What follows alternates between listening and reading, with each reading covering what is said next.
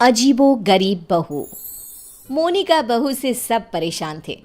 कारण था उसका नेचर, जो शादी के 8 साल बाद भी किसी को समझ में ही नहीं आ रहा था। बहू, मैं मंदिर जा रही हूँ, आऊँ तो पराठा तैयार रखना। पराठा किस चीज़ का माँ जी? आलू पनीर या प्याज आलू या मेथी का बना दूँ? सास, जिसे मंदिर जाने को देर हो रही थी। अरे बहू, किसी भी चीज़ का बना देना, वैसे भी भूख बहुत लगी है, मैं जल्दी ही मंदिर होकर आती हूँ। सास तो चली जाती है, लेकिन बहू वो तो अपने ही काम में मस्त हो जाती है।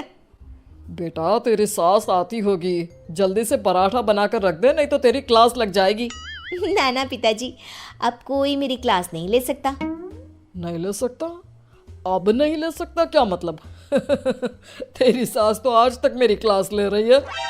पिताजी, मैंने तो शादी ही इसलिए की है कि मुझे पढ़ाई ना करनी पड़े।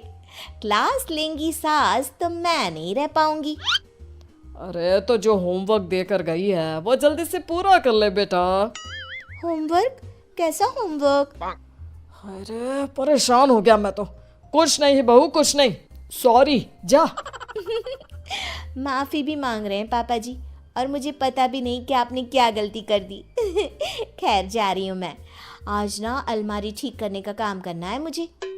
बहू कमरे में चली जाती है कि सामने उसकी बेटी की सहेली आ जाती है। अरे मेरा बेटा, ये कौन है? माँ, ये मेरी सहेली है मायरा, पास के सेक्टर में रहती है। अच्छा, क्या नाम है? कहाँ मिले तुम दोनों? आंटी, इसने बताया ना कि मेरा नाम मायरा है, मैं पास के बिल्डिंग में रहती हूँ और हम स्कूल फ्रेंड्स हैं। अच्छा, तुम लोग स्कूल में नहीं खेलते, जो घर में खेलने की जरूरत पड़ गई? वैसे क्या करते हैं पापा तुम्हारे? आंटी, मेरे पापा अमेरिका में रहते हैं। अच्छा, क्या करते हैं? अच्छा, कितने भाई बहन हो तुम? और सॉरी आंटी, मुझे जाना है, मीरा देख लेना, खेलना हो तो शाम को पार्क में मिलते हैं। सहेली के जाने के बाद, क्या है माँ, भगा दिया ना मेरी सहेली को? अरे पता नहीं क्यों इतनी बड़ी होकर भी आप समझ नहीं पाती कि कैसे रहना चाहिए, क्या पूछना चाहिए। भगा दिया मेरी सहेली को। खैर, मोनिका का अजीबो गरीब नेचर चेंज होने का नाम ही नहीं ले रहा था। एक दिन, क्या बात है मोनिका, कहाँ जा रही हो? मैं ना ज़रा बाज़ार जा रही हूँ, थोड़ा काम है। आप बताओ, काफ़ी बिजी लग रहे हो। हाँ यार, वर्क फ्रॉम होम है ना, तो काम बहुत ज़्यादा है। ठीक है, कोई ना। वो क्या है ना, बाहर धूप है और मुझे सामान लेने जाना था। कोई ना, लेकर आती हूँ। क्या होगा, ज़्यादा से ज़्यादा चक्कर खाकर गिर जाऊँगी या फिर कुछ हो जाएगा। अरे नहीं नहीं, लाओ लाओ, क्या लाना है? लिस्ट मुझे दे दो, मैं लेकर आता हूँ। मोनिका पति को लिस्ट देकर किचन में चली जाती है। अरे क्या बात है, तू तो झोला लेकर निकली थी, फिर वापस क्यों आ गई? वो क्या है ना, ये बोले कि मैं ले आता हूँ तो मैं वापस आ गई।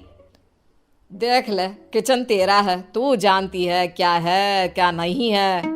अरे कोई बात नहीं, वो ले आएंगे ना सब, मैंने उन्हें लिस्ट दे दी है। लेकिन जब थोड़ी देर बाद पति सारा सामान लेकर आता है तो मैं चली दाल बनाने। लेकिन ये क्या, झोले से तो दाल निकलती ही नहीं। ये क्या है जी, दाल क्यों नहीं लाए आप? अरे लिस्ट में लिखा ही नहीं था तो मैं कैसे लाता? जो लिखा है सब लाया हूं मैं। बस अब तो मोनिका का गुस्सा 7वें आसमान में पहुंच जाता है। अरे नहीं लिखा तो ये मतलब कि तुम लाओगे नहीं? कम से कम थोड़ा सोच ही लेते। मोनिका बड़बड़ाती वहां से चली जाती है और पति, वो तो बेचारा सर पकड़कर खड़ा हो जाता है। अब पता चला हम कैसे रहते थे सारा दिन और सारी शाम। हाँ पापा, मम्मी की आदतें तो समझ में नहीं आती, कल मेरी सहेली को भी भगा दिया। एक रोज तो मुझे इतना परेशान कर दिया कि मैं अपना सर पकड़कर ही बैठ गया। अरे मेरा तो रहने ही दो बेटा, क्या बताऊं क्या ना बताऊं। अरे पता ही नहीं चलता किस पल क्या समझ जाए और क्या समझा दे। समय निकल रहा था, हर कोई मोनिका से परेशान हो रहा था। किसी के पास कोई उपाय नहीं था कि कैसे उसकी आदतों को सुधारा जाए। फिर एक रोज, अच्छा बेटा, क्या खाओगी आज? माँ, कुछ भी बना लो। कुछ भी क्या होता है? अरे बताना रानी बिटिया को क्या खाने का मन है। माँ, पालक पनीर। मेरी बेटी पालक पनीर खाएगी। लेकिन बेटा पालक तो है नहीं, कुछ और बता। माँ, बहुत दिनों से छोले भटूरे नहीं खाए। ओ, वो कैसे बनेगा बेटा? उसके लिए तो छोले भिगोने पड़ेंगे ना। बेटी माँ को जो भी बनाने को बताती, मोनिका कोई ना कोई परेशानी बता देती, जिसके बाद माँ कुछ भी बना दे, तू एक काम कर, दाल चावल ही उबाल दे। वही तो बनाया है बेटा, चल जल्दी से आजा खा ले। माँ चली जाती है, लेकिन बेटी परेशान हो चुकी होती है। क्या है, माँ ने जब बना ही लिया था दाल चावल, तो मेरा वक्त क्यों बर्बाद कर रही थी? तभी वहाँ दादी आ जाती है। क्योंकि तेरी माँ है ही ऐसी, यहाँ तेरे पास आने से पहले मेरा भी सर खा कर गई है। क्या कर सकते हैं अब। पर दादी, ऐसे हाथ पैर बांध कर भी तो नहीं रह सकते ना। हाँ बेटा, सही बोल रही है तू। बहू को तो समझाना ही होगा कि वो जो व्यवहार करती है वो ठीक नहीं है। बस फिर क्या था, सभी सोच लेते हैं कि जैसे को तैसा करना है। अगले रोज नाश्ते पर, ये क्या है मोनिका, पराठे क्यों बनाए?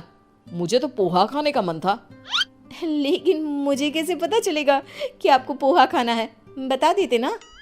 बिल्कुल वैसे ही जैसे तुमको लगता था कि मुझे ये पता होना चाहिए था कि दाल लानी है। मोनिका को कुछ तो समझ में आ जाता है, लेकिन वो शांत रहती है। फिर अगले रोज, माँ जी, वो कल ना मेरा व्रत है, तो बताइए ना शाम की पूजा कैसे करनी होती है? कौन सी पूजा, साड़ी वाली या सूट वाली? माँ जी, साड़ी वाली।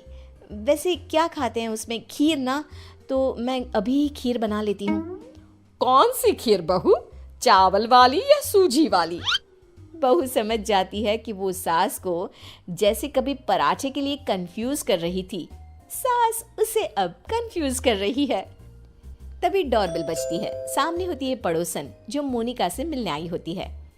अरे बिटिया, माँ को बुलाना अपनी। माँ को? लेकिन इस वक्त आपको क्या काम है? छोटी सी है, लेकिन सवाल देखो, पुलिस की तरह दागी जा रही है। बेटा, उनसे चीनी लेनी थी। अच्छा, आपकी कटोरी में या हमारी? बेटा, वो मैं लेकर आई हूँ, जरा माँ को बुला दो। कल पड़ोसन के घर क्या झगड़ा हुआ, ये भी पूछना था। ये क्या बात हुई, किसी के घर के झगड़े को डिस्कस करना? वैसे आपके पति क्या करते हैं? वो कितने बजे ऑफिस जाते हैं? और माँ जब शाम को वॉक पर जाती है, तो क्या उस वक्त आप लोगों की बात नहीं होती? मोनिका बेटी की सारी बात सुन रही थी, लेकिन जैसे ही वो बेटी को कुछ कहती, पड़ोसन उल्टे पैर भाग जाती है।